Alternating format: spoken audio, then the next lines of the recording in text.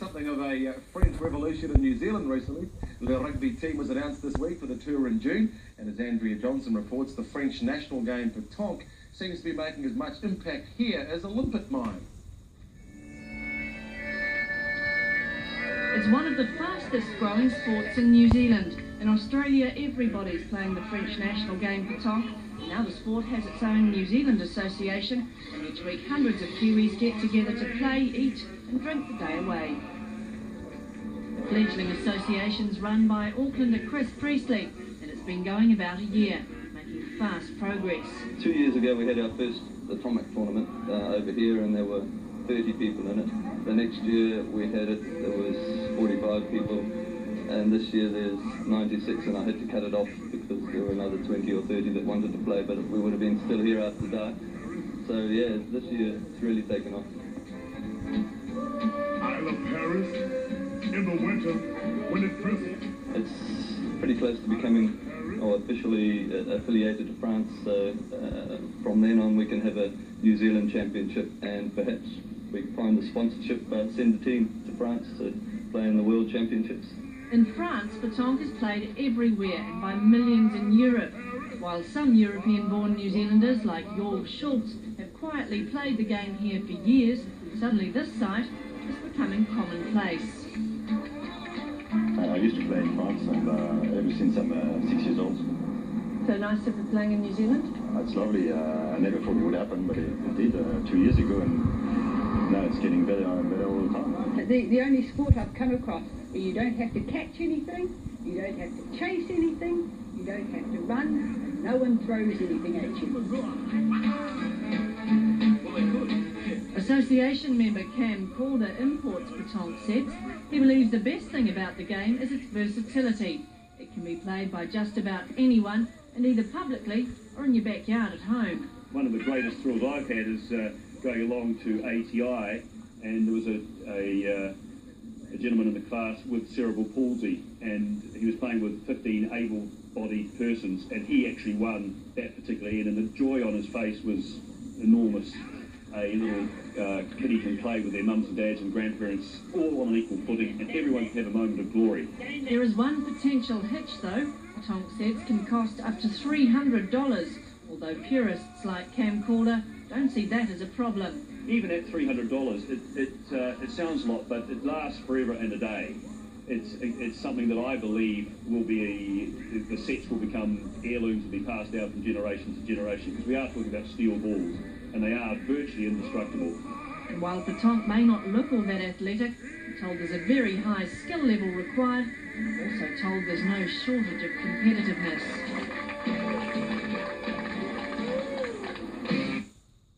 Now it looks like it's catching on in this country.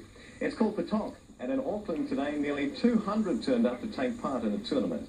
It's a lot like bowls, but competitions are not played on grass, and the iron ball can be tossed or rolled towards the couchinet, as it's called. At this stage, petanque is in its infancy in this country, and seems to have been taken up by the so-called cafe society. How popular it becomes outside cafes, only time will tell. Deal a boule, mix in a little accordion music, add a couple of extra ingredients, and a butt of the Futakawa trees you could be in France. But this is the Devonport waterfront, not a French one, and these are Kiwis doing the clacking, the juggling, the throwing, and the fondling, indicating the affectionate hold the game has established here. Its chief exponent is Devonport Dr. Cameron Calder, who's helped establish the New Zealand Petanque Association and is one of the organisers of next month's national championships.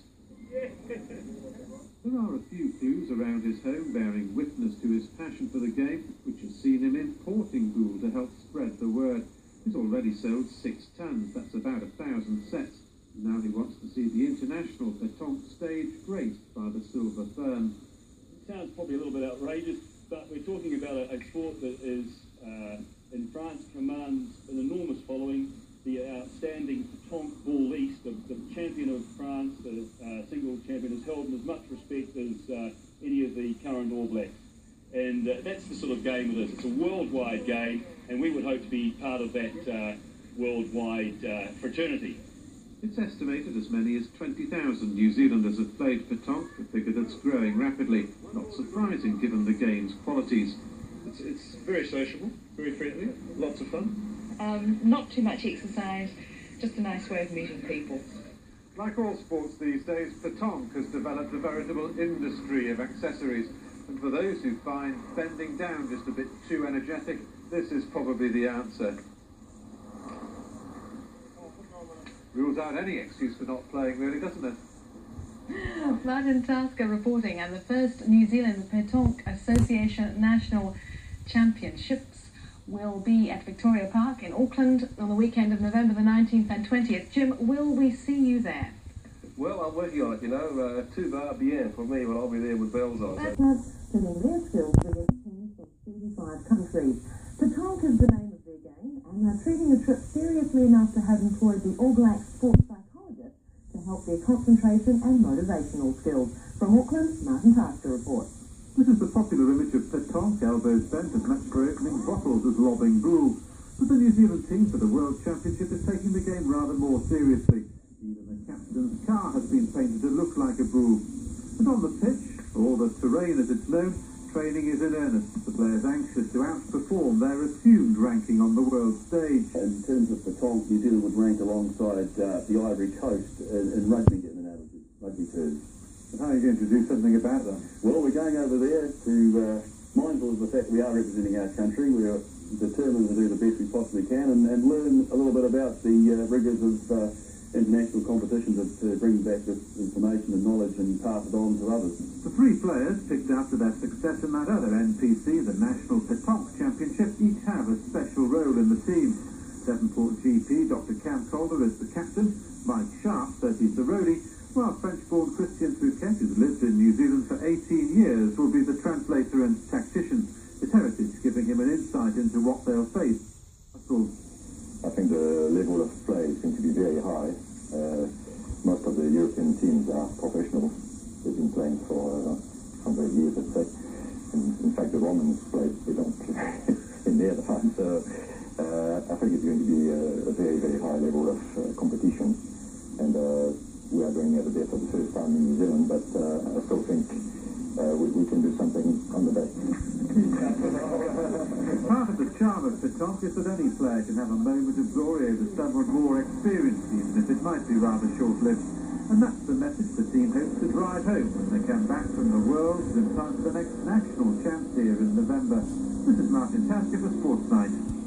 And we wish them all the very best. Well, that's the show for tonight. French may not be the flavour of the month right now, but one of their favourite sports continues to make inroads here.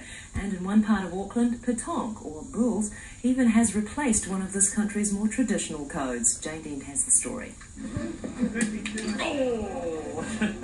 It's a sign of the times, a pointer to what could become a familiar sight around the country. But the unique thing about the Herne Bay Petanque Club is that it used to be the Women's Bowling Club. To put it frankly, the membership here was dying off, so the women packed it in and the Bulls players moved in. They swapped the green for gravel, but kept the same groundsman, Cole Priestley, been into the turf here for more than 30 years. Tell me, Colin, was it hard ripping up the green? Yeah. I had to go away and have a cry. Yeah, oh well, it had to happen. It's favourite, I suppose. Well, it's better to have a sort of a bustling petanque club than a bowls club that was starting to sort of tire. Across town, one of Herne Bay's famous bowlers, former national champ Werner Devlin, wants petanque to succeed, but rues the end of an era. I hope it just does go along, yes. But I'm very sad that Herne Bay is gone. That was my club, and I was happy there, and they gave me everything, yes. More bowling clubs are set to go the petanque way. Bowls officials admit they're struggling to keep some going, so the two codes may get together. I'd like to see a share in the facilities, if that's the best possible way to put it. Petanque has a game which you can literally play anywhere, but they probably need the social and off-green activities, and we can provide those. We can also provide, of course, the alternative surfaces for them as well. I think a lot of the bowling clubs regard petanque as bringing in new blood to their clubs. Some who've tried both sports prefer petanque because it has fewer rules and regulations. You just come along with your bowls and that's it. You don't have to think, oh, you know, got to wear special clothing, or it doesn't cost you it costs very little. The French game may not be politically correct right now, but members here say they're strongly anti-nuclear.